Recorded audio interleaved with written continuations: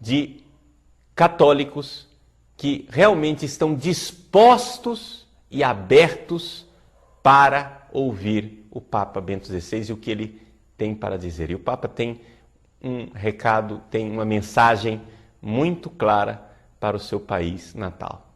Então, esperemos algo de bom e positivo. Esperemos realmente que seja algo que a providência divina vai usar. Assim como Deus usou a viagem do Papa a Madrid, também ele usará essa viagem do Papa à Alemanha.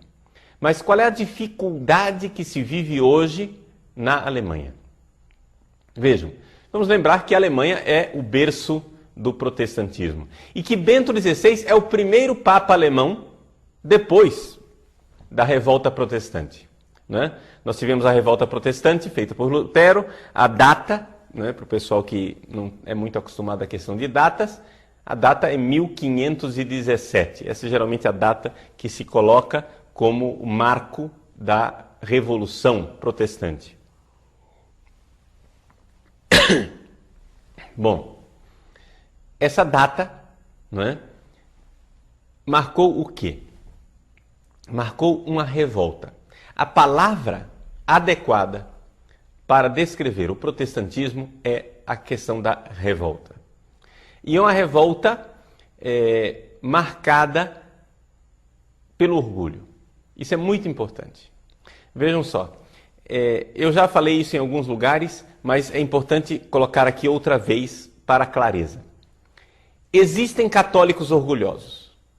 Não é? Certamente Padre Paulo Ricardo é um deles. Ou seja, existem fiéis católicos que são marcados pelo vício e pela doença do orgulho. E eu certamente sou um deles. Só que o catolicismo, ou seja, a religião cristã, como Jesus a deixou nesse mundo, o catolicismo é humilde. A Igreja Católica é humilde. E certamente existem protestantes humildes.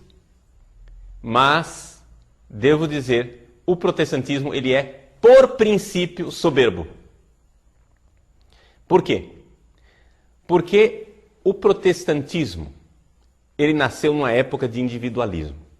Pois bem, renascimento do paganismo. Por outro lado, o protestantismo é uma reação a esse tipo de coisa, mas é uma reação filha do seu tempo.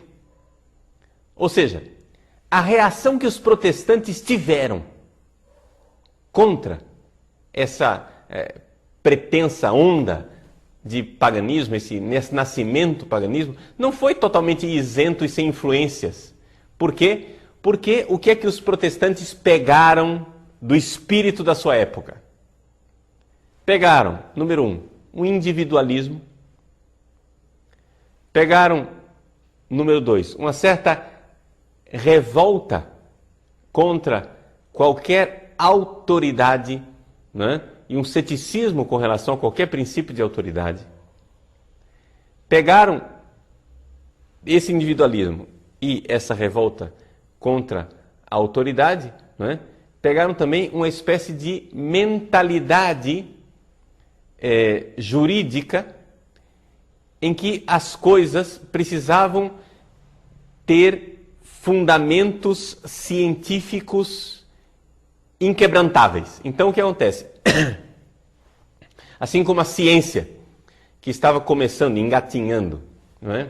Se desenvolvendo na época, ela pretendia colocar através de certos princípios as suas bases científicas sólidas. O protestantismo ele entrou com a doutrina de que ele precisava ter algo de sólido, algo de muito concreto e de inquestionável, e esse muito concreto e inquestionável é um códice, um livro, chama-se a Bíblia. Pronto. Então o que está na Bíblia é a revelação, e o que não está na Bíblia não é revelação e acabou. Então, o que é que o protestantismo fez? O protestantismo transformou o cristianismo na religião do livro. Ou seja, a religião de um livro. Enquanto o cristianismo não é a religião de um livro. O cristianismo é uma pessoa, é Jesus Cristo. E essa pessoa está viva na história em um corpo vivo chamado igreja. Então, veja, isto é o cristianismo desde o início. Quando Paulo cai no caminho de Damasco, não é? São Paulo, que é um herói para nós católicos e é também admirado e é um herói para os protestantes. Quando Paulo cai no caminho de Damasco, a experiência básica de Paulo é que ele estava perseguindo cristãos, pecadores, homens e mulheres normais como eu e você, colocando na prisão, e Jesus aparece no céu e diz, na sua luz ilumina Paulo, e diz: por que me persegues? Ou seja, essa realidade de que Jesus está vivo num corpo vivo que é a igreja. Jesus não disse para Paulo: Paulo, por que não veneras a minha Sagrada Escritura? Porque Paulo fazia isso. Venerava, não tem dúvida nenhuma. Agora, é evidente, o Novo Testamento não existia ainda. O primeiro escrito do Novo Testamento mais antigo, a primeira carta de São Paulo aos Tessalonicenses, o próprio Paulo iria compilar, não é? Iria começar a escrever. Mas já havia igreja antes de haver o Novo Testamento. Não é? O Novo Testamento, ele é palavra de Deus, é uma expressão da palavra de Deus, sem dúvida nenhuma. Mas por quê? Por que é que Deus é o autor do Novo Testamento? Porque ele é o autor da igreja. Porque existe uma igreja, e esta igreja gerou o Novo Testamento, inspirada por Deus. O que acontece? O princípio protestante é um princípio onde o orgulho diz: não, eu não quero depender de nenhum pastor, não quero depender de nenhuma autoridade humana, eu quero ligação direta com Deus. Então, Calvino, Lutero inauguram uma forma de enxergar o cristianismo totalmente fora da tradição que já tinha 1500 anos, então, na época deles.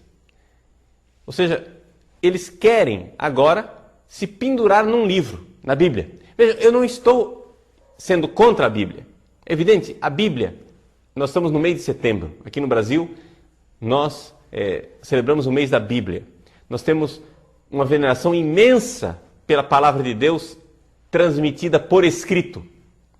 Mas a Bíblia é a palavra de Deus transmitida por escrito, só que a palavra de Deus é uma pessoa, Jesus Cristo. A Bíblia é só uma forma de transmitir e de fazer com que a gente entre em contato com essa pessoa. É uma das formas. Agora, a pessoa de Jesus Cristo, o Christus totus, o Cristo total, é a sua igreja. Então vejam como é o princípio protestante. O princípio protestante é: não, eu não quero saber de ter sacerdotes que me representem diante de Deus. Eu quero falar direto com Deus. Acabou. Não me rebaixo a receber a absolvição de um ser humano. Não me rebaixo a receber a intercessão de Maria, dos santos. Os protestantes aceitam o ministério dos anjos, mas com um certo freio. Porque se eles pudessem também varrer os anjos para debaixo do tapete, eles varreriam, para não ter intermediários. Mas vejam, esse frenesi que eles têm, essa coisa de que eles repetem. Não, mas o único mediador entre Deus e os homens é Jesus Cristo, o único mediador. Mas, gente, ninguém duvida disso. Ninguém duvida que o único mediador entre Deus e os homens é Jesus Cristo. Mas acontece que Jesus Cristo está vivo na sua igreja, sim ou não? Ele disse: estarei convosco todos os dias até o fim dos tempos. Jesus não disse assim: olha, eu vou estar com vocês, tá? A partir de 1517. Eu vou subir aos céus e vou deixar a igreja durante 1500 anos, ao Deus dará. A igreja que se lasque, que se vire, né? Ela vai por água abaixo. Então a igreja vai ser infiltrada de paganismo, vai ser uma loucura, uma maluquice católica, e de repente, 16 séculos depois, eu vou me lembrar da promessa que eu fiz. Eu disse: eu estarei convosco todos os dias. Pois é, mas eu esqueci durante 1500 anos. Como é possível isso, gente? Como é possível Jesus esquecer da sua promessa durante 1500 anos? Eu estarei convosco todos os dias, até a consumação dos tempos. A igreja crê nisso, a igreja católica crê nisso. E crê, nós somos humildes, a religião católica ela é humilde, pode ser que eu católico, eu Padre Paulo, seja soberbo, mas a religião católica me ensina a humildade de saber que Deus me dá as coisas, é Deus quem me salva, mas Ele me salva e usa instrumentos humanos, sim. Sim. Usou Paulo para escrever as cartas. Usou Mateus, Marcos, Lucas, João para escrever os evangelhos. Usou pessoas e continua usando. Não é que Jesus disse assim, ó, eu vou usar só no primeiro século, depois não vale mais. Depois não uso mais ninguém. Né?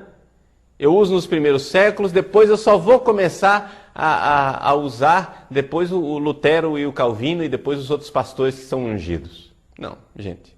Isso não tem o mínimo cabimento. Então, esse fenômeno de soberba, ele também está associado a um outro fenômeno, que é a questão do prazer, não é?